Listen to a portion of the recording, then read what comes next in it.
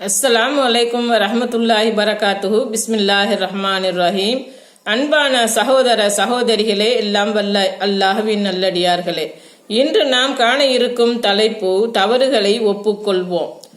தன்னிடம் ஏற்பட்ட தவறை ஏற்றுக்கொள்ளும் மனப்பான்மை எல்லோருக்கும் வாய்த்துவிடாது. இருப்பினும் இந்த உயரிய பண்பைத்தான் இறைவன் மிகவும் விரும்புகிறான். நம்மை படைத்த இறைவனுக்கு மாற்றமாக ஏராளமான தீய காரியங்களில் ஈடுபடுகிறோம். அவனது கட்டளைக்கு மாறு செய்கிறோம். பாவ காரியங்களில் மூழ்கி உல்லாசமாய் நீந்தி கொண்டிருக்கின்றோம். இந்த தருணத்தில் நாம் செய்த பாவ காரியங்களுக்காக இறைவனிடம் மன்றாடி பாவ மன்னிப்பு கேட்க வேண்டும்.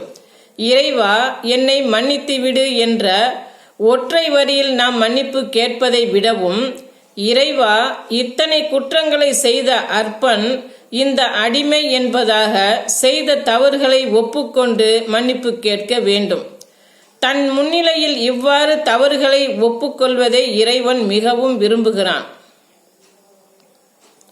அல்லாஹ்வின் தூதர் ஸல்லல்லாஹு அலைஹி வஸல்லம் அவர்கள் அமர்ந்த பின் ஏகத்துவ உறுதிமொழி கூறி இறைவனை புகழ்ந்துவிட்டு, ஆயிஷா, உன்னை குறித்து இன்னின்னவாறு எனக்கு செய்தி வந்தது.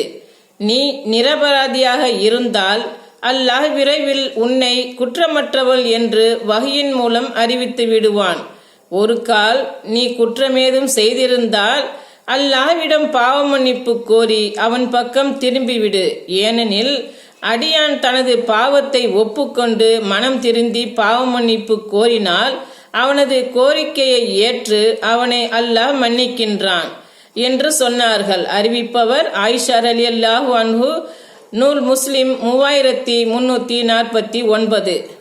மேற்கண்ட ஹதீஸில் நபிகள் நாயகம் ஸல்லல்லாஹு அலைஹி வஸல்லம் அவர்கள் தனது மனைவி ஆயிஷா ரலியல்லாஹு அன்ஹு அவர்களை தவறு செய்திருந்தால் இறைவனிடம் மன்னிப்பு கேட்குமாறு பணிக்கின்றார்கள்.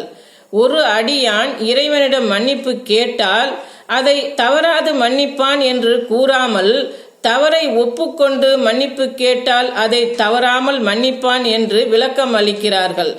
இந்த செய்தியிலிருந்து வெறுமனே மன்னிப்பு கேட்பதை விடவும் செய்த குற்றங்களை ஒப்புக்கொண்டு மன்னிப்பு கோருவதும் இறைவனுக்கு மிகவும் உவப்பான காரியம் என்பதை விளங்க வேண்டும். இறைவன் நமது கோரிக்கைகளை ஏற்றாக வேண்டும் என்பதை விரும்புபவர்கள் செய்த தவறுகள் அனைத்தையும் இறைவன் முன்னிலையில் ஒப்புக்கொண்டு பிரார்த்திக்க வேண்டும். அஸ்ஸலாமு அலைக்கும் வரஹ்மத்துல்லாஹி வரகாத்துஹு.